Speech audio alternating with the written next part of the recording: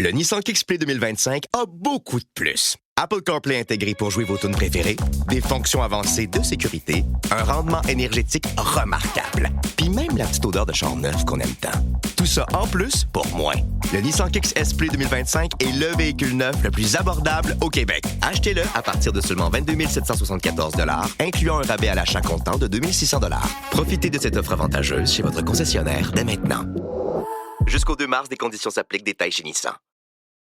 Welcome back to the Elias Macko Show. Now, according to a report from last year, there was a 36% increase in workplace incidents among children aged 16 or lower. And Quebec has now decided to table a bill to set a minimum age requirement on entering the workforce. Quebec's Labour Minister, Jean Boulet, says he wants to table the bill as early as February. He wants it to pass quickly. Minimum age will be 14 years old, and during the school year, any workers between the ages of 14 and 16 will be limited to 17 hours per week. Now, the opposition is on board with this one, and Marwah Rizqy, the MNA for Saint-Laurent and the official opposition education critic, has worked on this dossier. She joins us now. Madame Rizqy, welcome to the program. Thank you for having me. Now, we had your husband, Greg Kelly, on, I think it was last week, and we had a good time. It's great to see him doing some work with your new baby arriving, right? Isn't it good to see him doing some work? He's been super involved and very supportive since day one. He was actually with me when I was delivering the baby. So, yes, I'm very happy to have him as a husband and now as a father. Well, we're very happy for the both of you and the joy that you brought in the world. And it was great to see those images from the National Assembly. So let's get to the issue at hand here. You're on board with this, what the government is proposing to do here. Tell us why this is so important. Why do you think we need some rules, restrictions on youth in the workplace? Well, just the story behind this bill. Back in May, I read an article when I saw this little girl, Leah. She was only 11 years old, and she was working 20 hours a week during school days.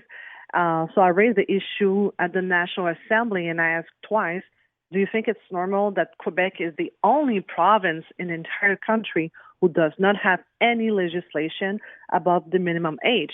The first time I didn't have an answer, so I went back and then decided to put all different bills in the different provinces and also what's the legislation in France, in the UK, and also in the United States. And I asked for a meeting with Jean Boulet. So we met during summer and we worked on this proposed bill. And last week we had another meeting and we decided to move forward very quickly because I really want to make sure that we put some guidance, but also that we protect the kids. And I have to tell you, you said 36% of jump of accident at work. The data is 203 kids got injured. Wow. And the youngest person was only 12-year-old. And the injury are like birds, anxiety, and the number of dropouts went up also at the same time. So this is why it's so important to move with this bill. So what's very interesting here, when this story came out, we talked about it with our listeners. And I was amazed. We opened up our phone lines, right? And we asked people to call in, what do you think? And I was surprised at the number of listeners that said, you know what? I worked when I was young. It was good. It taught me so much. We should be encouraging younger people to work in limited ways, but we should be encouraging it. What do you say to that? People are like, no, 11, 12, 13, they should be working. It's good for their development. We agree. They should be working, but there should be a time limit. Mm-hmm. I'll give you an example about BC. So yes, if you're 14 years old, and now they just reduced it to 13-year-old, you can work. But during the school days, you cannot work more than in total 3 or 4 hours. And during the week, the school week, you can only work up to 20 hours. So there's guidance about that. And of course, during summer, it's another story. I work during my summertime like every other teenager. But let's be honest, if you're 12 years old, you should be in school. You should not be at work. And here in Quebec, you cannot work during the school day, but you can work until 11 o'clock. But at 12 years old, do you think it's normal for a kid to finish work at 11 p.m. and then take the bus and go home? Yeah. I don't think so. And I have to tell you, I used to be that girl because out of necessity. My mom was a single mother with 4 kids, and I was in high school, only 13 years old. And yes, I was working full time to help my mother to pay the rent and to put some food on the table. But this is not the this is not the story I want to hear from people. I want to make sure that we have security for the kids. But it's interesting with what you just brought up, and that what you had to do as a 13-year-old. Yeah. I've heard comments from some people that say, listen, the heart is in the right place on legislation like this, but there are families in Quebec, a lot, and immigrant families and poorer families that when their 12, 13, 14-year-old works, it helps the family long-term get out of poverty, and that this may be hurting some of those families. What do you say to that? Well, I was exactly that girl. And I was no kidding. I'm from the East End, from a very poor family, with my older sister with mental disability, with my mother who never had the chance to go to school. We were poor. We were not middle class. We were actually poor.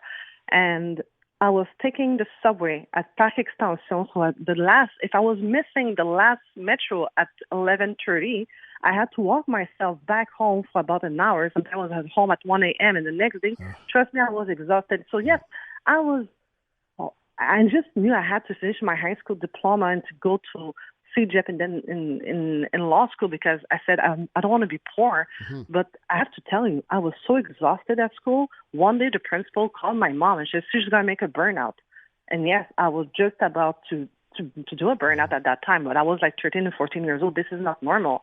And today, the woman who I am, I came from a long, long way. And believe it or not, yes, I have a PhD, despite that my mom has no education whatsoever, because she pushed me. Can I ask you it this way, Madame Rizqy? Let's say there was a law in place at that time, and you couldn't work. Is it possible that your family ends up in a worse place because the revenue isn't coming in? I mean, that's what I'm trying to get to. I hate the thought of a 12 and 13-year-old working because they have to. But I wonder if that law's in place when you're 13, if your outcome is actually worse long-term, not better. Well, I think today we have other solutions like minimum wage. We have also the minimum revenue for all the families. That's stuff that we didn't have at that time. Gotcha. So the government has to be better with those who need it. And I'll give you a simple example. The government sent $500 to all Quebecers, almost. But instead of sending to everyone, he should have aimed focused, targeted. Target who needs it the most. It usually should be like people like my mom, like a single mother or a single father with kids. I don't need that money. And my colleague, the MNA of Mont-Royal, Outremont, TMR, to live in TMR, you must have some money, right? She received $400. She doesn't need it, so she's going to give it away. But that shows you how the way the government handled the money was done poorly. We should have done better with that money, and that was over $3 billion that was distributed with those checks. Madame Rizqy, we have to leave it there. My best to your family, my best to your husband and beautiful new child. Thanks for joining us, and I wish you a happy holidays. Thank you so much. Happy holidays to everyone. That is Marwah Rizqy, the MNA for Saint-Laurent, the official opposition education critic.